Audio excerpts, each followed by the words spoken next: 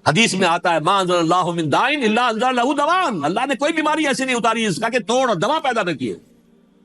اسرائیل کا توڑ پہلے پیدا کیا، جیسے بچے کی ولادت بعد میں ہوتی ہے، ماں کی چھاتیوں میں دودھ پہلے پیدا ہو جاتا۔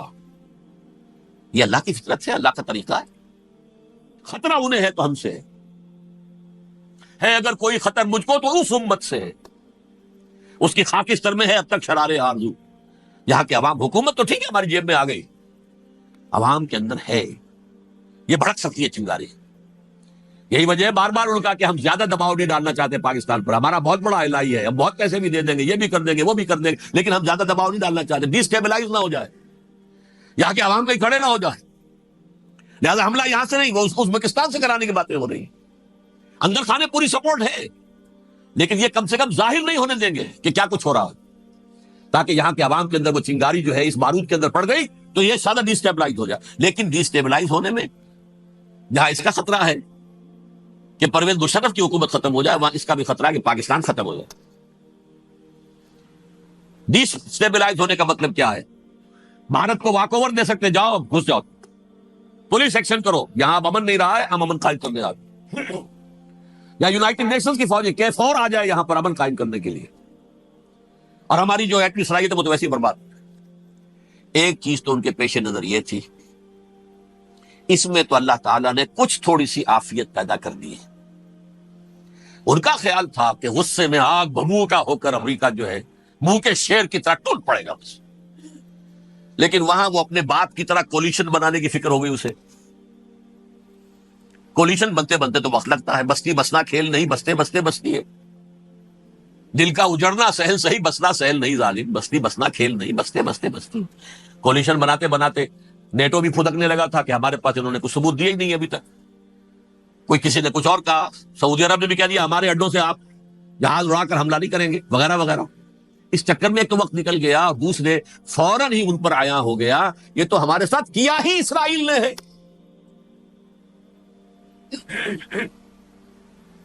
لیکن یہ بات لیک نہیں کرنا چاہتے۔ میں نے خود سنا اور بھی بہت لوگوں سے کہا کہ یہ باقاعدہ اسٹیٹ ڈپارٹمنٹ کی طرف سے ٹی وی پر، CNN پر، BBC پر یہ اعلان آیا کہ یہ جو انویسٹیگیشنز ہو رہی ہیں اس حادثے کی تحقیقات کی، اس کی معلومات لیک کیوں ہو رہی ہے؟ لیک نہیں ہونی چاہیے۔ کیوں؟ اسامہ کے خلاف اگر کوئی ثبوت ہے لیک ہو جائے 1000 مرتبہ، کسی کو نقصان ہے؟ یہ کون سا تھا، کون سا لیکیج ہے جسے روکنا مقصود ہے؟ وہ تو ہمارا متمنا ہے، ہمارا بیٹا ہے، وہ کر رہا ہے، اس گھر کو آگ لگ گئی گھر کے چراغ سے۔ But they have given a message to the United States of America, ہمارے راستے میں اب مت آنا، ہم پر دباؤ نہ ڈالنا، don't appease the Arabs at our expense. یہ الفاظ ہیں شیرون کے، ان کی خوشامد، ان کو خوش کرنا، ان کو پسند کرنا، ان کو راضی کرنا ہماری کوشش پر۔ جیسے سلوواکیہ کے اوپر قبضہ جو ہے جرمنی کا ہٹلر کا تسلیم کر کے تم نے اس کو بڑھاوا دے دیا تھا اس وقت، ایسے ہی تم چاہتے ہو ہمیں بھی سلوواکیہ بنا دو، ہم نہیں بنے۔ یہ ہے اصل میں صورتحال۔ جیسا کہ میں نے عرض کیا، افغانستان پر اب یہ جیسے کھسیانی بلی ہوتی ہے، کھمبا نوشتی کریں گے تو صحیح حملہ، لیکن اتنی تیاری پوری دنیا کے اندر کر کے کچھ نہ کچھ تو کریں گے، کچھ نہ کچھ تو کارکردگی دکھائیں گے۔ اصل میں وہ زور شور اب ان میں نہیں ہے افغانستان کے بارے میں، بلکہ تاریخ میں ایک مرتبہ پھر وہی بات ہو گئی ہے، کلما اوقدوا نارا للحرب اطفاها اللہ، اللہ تعالیٰ نے کم سے کم اس کی تندی کو کم کر دیا، اس آگ کی بھڑک اور تندی جو ہے انشاءاللہ کم ہو جائے۔ البتہ افغانستان میں کیا ہوگا یہ میں نہیں کہہ سکتا۔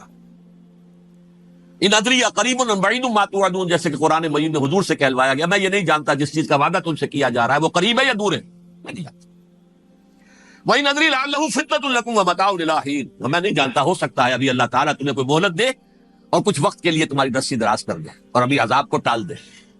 جب حضور سے یہ کہلوایا جا رہا ہے ان ادری، یہاں تک بھی کہلوا دیا گیا مَا أَدْرِي مَا يُفْعَلُ بِي وَمَا بِكُمْ، مجھے نہیں معلوم میرے ساتھ کیا کیا جائے گا، تمہارے ساتھ کیا کیا جائے۔ تمہارا کون دعوے سے کہہ سکتا ہے کہ یہ ہوگا؟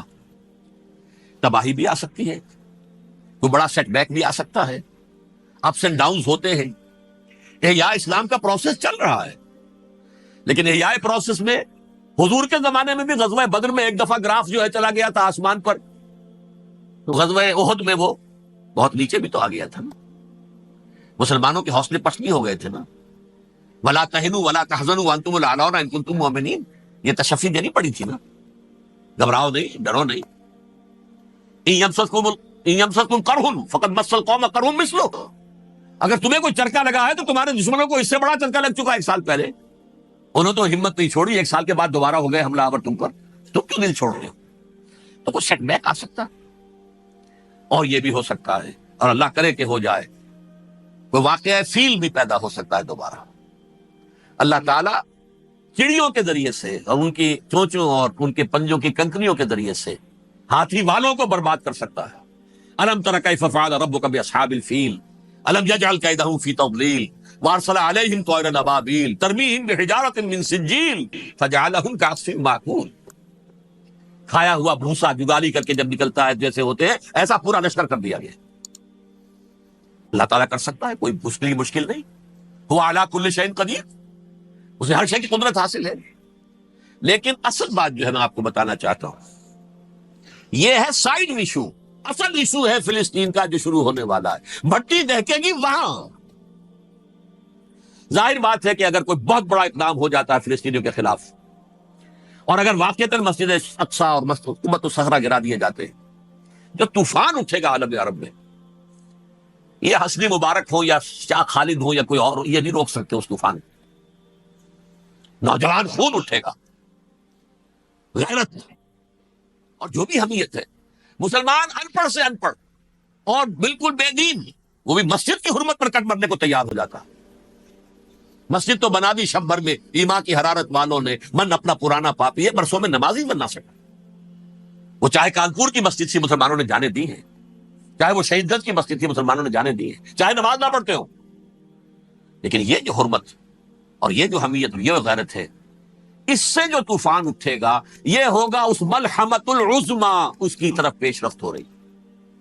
کتاب الملاحم سے احادیث کے حوالے سے کہ جن جنگوں کا حوالہ دیا حضور نے، پیشن گوئی کی ہے، اس کا نقطہ آغاز تھا خلیج کی جنگ. صدام حسین نے اسے کہا تھا یہ مدر آف وارز ہے، ام المحارم، یہ ایک جنگ نہیں ہے. اس کا نقشہ بھی حدیث میں موجود ہے، پیشن گوئی موجود تھی، اس وقت بھی ہم نے شائع کی تھی. لیکن اس میں جو جنگ اب ہونے والی وہ الملحمۃ العظما. ملحمہ کسے کہتے ہیں؟ لحم گوشت کو کہتے ہیں، اور قصائی کی دکان کو عربی میں ملحم کہتے ہیں، جہاں گوشت کے ٹکڑے کیے جاتے ہیں. آج کل مشینوں سے ہوتے ہیں، اب جو ہے وہ ہاتھ سے چھریوں سے نہیں ہوتے، لیکن ٹکڑے ہو رہے ہوتے ہیں، جسموں کے چیتڑے اڑ رہے ہوتے ہیں. ملحمہ، یہی لفظ استعمال کیا تھا حضرت سعد ابن عبادہ نے رضی اللہ تعالی عنہ یوم فتح مکہ. ان کے دل میں تھا کہ اب ہم انتقام لیں گے ان عربوں سے، ان قریش سے. الیوم یوم الملحمہ، الیوم یوم الملحمہ، یہ کہتے ہوئے جا رہے تھے. ایک خاص کیفیت، آج ہے گوشت کے ٹکڑے اڑانے کا دن. حضور سے کہا کسی نے جا کر کے ساتھ تو یہ کہہ رہے ہیں الیوم یوم الملحمہ، الیوم یوم الملحمہ. حضور نے فرمایا نہیں، ان سے کہو جا کر الیوم یوم المرحمہ، الیوم یوم المرحمہ، آج رحمت کا دن ہے، آج تو میں ان سب کو معاف کروں گا. لا تثریب علیکم اليوم، میں تم سے وہی بات کہہ رہا ہوں جو میرے بھائی یوسف نے کہی تھی اپنے بھائیوں سے، اذهبوا فانتم الطلقاء، جاؤ تم سب کے سب آزاد. وہ ملحمہ ہے جس کو کہ حضور نے حضرت معاذ بن جبل رضی اللہ تعالیٰ عنہ سے روایت ہے، اس میں سے جو ابو داؤد میں روایت آئی ہے اس میں الملحمۃ العظما، عظما مؤنث ہے اعظم کا. آپ کہتے ہیں جنگ عظیم اول، جنگ عظیم دوم. عظیم کا باپ ہو گیا اعظم، سب سے بڑا، اور اس کا مؤنث ہے سب سے بڑی، عظما. الملحمۃ العظما، سب سے بڑی لڑائی. میرے نزدیک یہ وار کے معنی میں نہیں ہے، بیٹل کے معنی میں. انگریزی میں یہ دو لفظ علیحدہ ہے، وار، بیٹل. وار سالوں کو محیط ہوتی ہے، بیٹل کسی ایک خاص جگہ پر جو لڑائی ہوتی ہے اس کو کہتے ہیں. حضور کے اور قریش کے درمیان 6 سالہ وار تھی، جنگ تھی. لیکن battles, battle of Uhud, battle of Badr, یہ بیٹلز تھی، لڑائیاں تھی.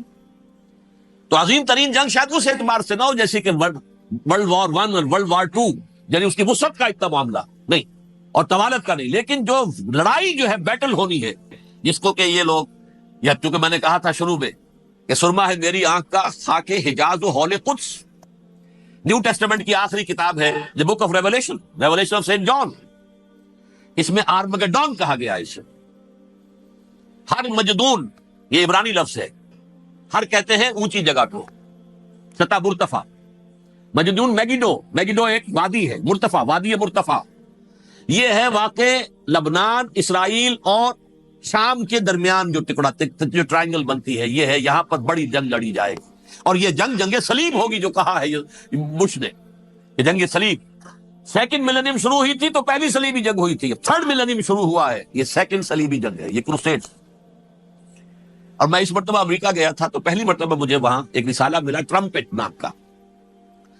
یہ امریکہ کے جو بہت ایکسٹریمسٹ قسم کے پروٹیسٹنٹس ہیں، یہ ان کا رسالہ ہے، اور ان کے بارے میں اب کہا جا رہا ہے وہ کرسچین زائنسٹ ہیں. آپ شاید پہلی مرتبہ یہ لفظ سن رہے ہو. زائنسٹ تو ہم سمجھتے ہیں یہودیوں کو، کرسچین زائنسٹ وہ ہیں جو ہیں تو عیسائی پروٹیسٹنٹس ہیں، لیکن اسرائیل کے وہ حمایتی یہودیوں سے بڑھ کر ہیں. یہ میری کسی پہلی تقریر میں شاید بہت سے حضرات کو یاد آ جائے، میں نے کہا تھا 4 سال پہلے ہمارا تنظیم اسلامی کا ایک کنونشن ہوا تھا ہوسٹن میں، امریکہ کا جنوبی علاقے کا شہر ہے. ایک سیشن اس میں ہم نے رکھا تھا انٹرفیتھ، ایک عیسائی کو بلایا تھا، ایک یہودی بہت بڑا وہاں کا عالم ہے اس کو بلایا تھا. اس یہودی عالم نے ڈاکٹر وشوگراٹ، جو وہاں کی یونیورسٹی میں پروفیسر ایمیریٹس ہیں، اس نے کہا تھا کہ یہ اسرائیل کو تو سپورٹ کر رہے ہیں عیسائی، ہم تو نہیں کر رہے. جو پریکٹسنگ یہودی ہیں وہ زیادہ اسرائیل کے حق میں نہیں تھے، یہ تو سن 67 کے بعد انہوں نے اسرائیل کو تسلیم کیا ہے. وہ تو منتظر تھے کہ ہمارا مسیحا آئے گا تو اس کی قیادت میں جنگ کریں گے، جیسے شیعہ منتظر تھے کہ مہدی موعود آئیں گے تو پھر ہم کچھ کریں گے. وہ امام خمینی نے کہا جب وہ آئیں گے آ جائیں گے، لیکن ہم کچھ راستہ کے لیے. زائنسٹ نے آگے بڑھ کر ریاست قائم کر لی، اور جب یروشلم پر بھی پورا قبضہ کر لیا، تب جو ہے در حقیقت مذہبی یہودی جو ہے پھر انہوں نے اپنایا ہے، اون کیا ہے، اور نئے سیٹلمنٹس جو بھی بنے ہیں وہاں پر اسرائیل میں، اس میں اکثر و بیشتر مذہبی یہودی آئے، اور بروکلن کے علاقے سے سب سے بڑھ کر آئے ہیں، جو امریکہ میں نیو یارک کا ایک جنوبی علاقہ ہے، بہت بڑا یہودیوں کا بہت بڑا گڑھ ہے. نیو یارک کو جیو یارک بھی کہا جاتا ہے، وہ تو اصل میں مرکز جو ہے وہ تو یہودیوں کا ہے. اس حوالے سے وہاں پر جو کرسچن زائنسٹ کہلاتے ہیں وہ اسرائیل کے یہودیوں سے بھی بڑھ کر کہیں سپورٹر ہے. بہرحال اس دوسری صلیبی جنگ کا معاملہ جو میں کہہ رہا تھا، ٹرمپٹ نامی رسالہ، اس کا ایک مضمون ہے دی لاسٹ کروسیڈ. اب یہ آخری کروسیڈ ہے جو شروع ہونے والا ہے. میں تو حیران ہوں کس قدر کھل کے وہ باتیں کرتے ہیں. رومن کیتھولکس کو وہ کہتے ہیں یہ شیطان ہے، یہ پوپ شیطان ہے، یہ یورپ کو اس نے جمع کیا ہے کرسچینٹی کی بنیاد پر، اور اس میں زیادہ تر کیتھولکس ہیں. آپ کو معلوم ہے برطانیہ بڑی مشکل سے شامل ہوا ان کے ساتھ، اس لیے کہ وہ پروٹیسٹنٹ کا سردار تھا، ابھی پوری طرح نہیں ہے. یورپ جو ہے وہ رومن امپائر دوبارہ یہ کھڑی کر رہا ہے، اور در حقیقت یہ جو ہے یہودیوں سے بھی چھیننا چاہتے ہیں اسرائیل کو، اور فلسطین کو، اور مسلمانوں سے بھی، اور یہ وہی کروسیڈ جو تھے اربن ثانی کے، اس کی تیاری کر رہے ہیں تاکہ وہاں پر عیسائی حکومت قائم ہو جائے، کیتھولکس کی، پوپ کی حکومت قائم ہو جائے، جیسے ایسٹ تیمور میں کر دی. ایسٹ تیمور میں کون سی حکومت بنی ہے؟ رومن کیتھولک اسرائیل میں بنے، تاکہ یہ سارے مقامات مقدسہ جہاں اسرائیل پیدا ہوئے، بیت حضرت مسیح پیدا ہوئے، بیت الحم کہاں ہے؟ وہی ہے کہ نہیں؟ جہاں سے ریزریکشن ہوا ان کے خیال میں وہ کہاں ہے؟ وہیں پر ہے کہ نہیں؟ بڑے بڑے گرجے ان کے وہی ہیں. تو اس اعتبار سے ان کا کہنا یہ ہے یہ لاسٹ کروسیڈ کی تیاری ہو رہی ہے، یہ کیفور، اور ان کا کہنا یہ ہے کہ یہ پوری طاقت نیٹو کی جو ہے، یہ پہلے جرمنی سے لائی گئی بوسنیا، انہوں نے خود وہاں جنگ کروائی، انہوں نے خود وہاں پر ایتھنک کلینسنگ کروائی، پھر خود مصالحت کے لیے آ گئے، پھر کوسوو میں انہوں نے خود آگ بھڑکائی. یہ میں نہیں کہہ رہا، یہ وہ ٹرمپٹ رسالہ امریکہ سے چھپنے والا پروٹیسٹنٹس کا رسالہ ہے جو یہ کہہ رہا ہے. پھر انہوں نے کوسوو کے اندر کروایا، اور پھر وہ وہاں پر پیس فورس کی حیثیت سے آ گئے. اب وہ میسیڈونیا میں کروا رہے ہیں اور وہاں داخل ہو گئے ہیں. اگلا قدم ان کا سائپرس ہوگا، سائپرس میں ترکوں کو اور وہ گریکس کو لڑائیں گے اور وہاں آ جائیں گے، وہاں سے ایک چھلانگ لگائیں گے اور یہ فلسطین میں پہنچیں گے، اور یہ وہاں پر ایک رومن امپائر، اپنی پرانی رومن امپائر کی طرح کی رومن کیتھولک ریاست قائم کرنا چاہیے. تو وہاں امریکہ کے عیسائیوں میں بھی کوئی ایک طبقہ نہیں ہے، کیتھولکس بھی ہے، کیتھولکس زیادہ نہیں ہے ہمدرد، لیکن اب تابع ہو چکے ہیں. اسحاق رابین نے جب یہ پیس ٹاک شروع ہوئی تھی، آپ کو یاد ہوگا شاید، کہ جب وہ آیا تھا واشنگٹن سے واپس فلسطین اسرائیل، تو پہلے روم میں رکا for an audience with the Pope, اور پوپ کو اس نے ایک مرتبان سا پیش کیا تھا، حضرت سلیمان علیہ السلام کے زمانے کا مرتبان، اور کہا تھا دیکھیے 3000 برس تک ہم نے اس کی حفاظت کی ہے، اب یہ میں آپ کے حوالے کر رہا ہوں. اس کے بعد سے پوپ جو ہے بالکل رام ہو گیا، اور وہ عیسائیوں کے ساتھ اور یہودیوں کے ساتھ ان کا پورا معاہدہ ہو. اب پورا عیسائی ورلڈ جو ہے بحثیت مجموعی یہودیوں کے شکنجے میں ہے. البتہ ان کے اندر بھی جھگڑے ہیں. جو وہاں پر وائٹ کرسچن ملیشیاز ہیں وہ ایکسٹریمسٹ ہیں کیتھولکس. ان کے نزدیک دشمن نمبر 1 یہودی، دشمن نمبر 2 مسلمان، دشمن نمبر 3 جو یورپ میں کالے ہیں، افرو امریکن، چاہے وہ عیسائی ہو گئے ہوں، کوئی بھی ہو. یہ 3 دشمن ہیں جن سے انہوں نے کلینز کرنا ہے، صاف کرنا ہے ان کے خیال کے مطابق امریکہ کی سوسائٹی کو. اولاً یہود، پھر مسلمان، اور پھر یہ جو کالے ہیں. لیکن دوسری طرف پروٹیسٹنٹس کے اندر ایکسٹریمسٹ وہ ہیں جنہیں کہا جا رہا ہے یہ کرسچین زائنسٹ ہے، یہ اسرائیل سے بڑھ کر سپورٹرز. بہرحال یہ اب جنگ ہوگی، اس کا نتیجہ کیا نکلے گا یہ تو اللہ ہی جانتا ہے. اب میں آخری بات کی طرف آ رہا ہوں. آخری نتیجہ تو جو بھی کچھ اپس اینڈ ڈاؤنز آئیں گے. تلک الایام نداولها بین الناس. آخری نتیجہ ڈراپ سین وہ یہ ہوگا کہ اللہ کے دین کا بول بالا ہوگا اور پوری دنیا پر محمد کے لائے ہوئے دین صلی اللہ علیہ وسلم کی حکومت قائم ہوگی. وہ گویا قیامت کی تمہید ہوگی، اس کے بعد بس قیامت آئے گی. کیونکہ مقصد کائنات، تخلیق کائنات پورا ہو جائے گی. پوری مخلوقات کے اندر مقصد تخلیق، کلائمیکس آف کریشن محمد الرسول اللہ صلی اللہ علیہ وسلم. دین کی تکمیل محمد الرسول اللہ صلی اللہ علیہ وسلم. اور اس خلافت عرضی کے لیے جو حضرت آدم کو خلافت دی گئی تھی، جب اس میں وہ خلافت پوری دنیا پر قائم ہو جائے گی اس کا مقصد پورا ہو جائے گا. And that will be the beginning of the end. اس کے بعد قیامت ہے. آخری نتیجہ تو یہ نکلنا ہے. اس سے پہلے سزائیں ہمیں بھی مل رہی ہیں. اور یہاں میں کانٹے کی بات جو چھوڑ گیا تھا اس کو بیان کر دوں. اللہ نے اس مغضوب علیہم قوم کو، اس ملعون قوم کو کیوں اب تک چھوٹ دیے رکھی؟ میں بتا چکا ہوں یہ بڑے عذاب کے مستحق ہو چکے تھے حضرت عیسیٰ علیہ السلام کے زمانے میں. چھوٹ دی ہے، ابھی تک ہے. بلکہ ایک مرتبہ ابھارا ہے. 1900 برس کے بعد ابھرے ہیں یہ. بالفور ڈیکلریشن 1917، سن 70 عیسوی کے بعد، تقریباً 1900 برس، 1850 برس تو ہے کم سے کم. پھر creation of Israel 1948، 1967 extension of Israel, یروشلم پر قبضہ. یہ سارا جو ہے کیوں ہے؟ اللہ تعالیٰ اس خیر امت محمد صلی اللہ علیہ وسلم، اس کے بہترین حصے کو سزا ان ملعونوں کے ہاتھوں دے رہا ہے. کیوں؟ جو جرم انہوں نے کیا تھا وہی ہم نے کیا. انہوں نے اللہ کی کتاب کو پیٹھ کے پیچھے پھینکا. نبذ فریق من الذین اوتوا الکتاب کتاب اللہ وراء ظہورہم. ہم نے اپنی پیٹھوں کے پیچھے پھینکا کہ نہیں. کولونیل رول سے آزاد ہوئے، کہیں اسلامی قانون نافذ کیا، کہیں اسلامی نظام قائم کیا. تو جو جرم ان کا تھا وہی ہمارا ہے. اور ہم خیر امت تھے، اور ہمارے میں سے خیر ترین عرب ہے. ان پر اللہ کا فضل، ان کی مادری زبان میں اللہ کی کتاب موجود ہے. پھر انہوں نے اللہ کے دین کو پیٹھ دکھائی.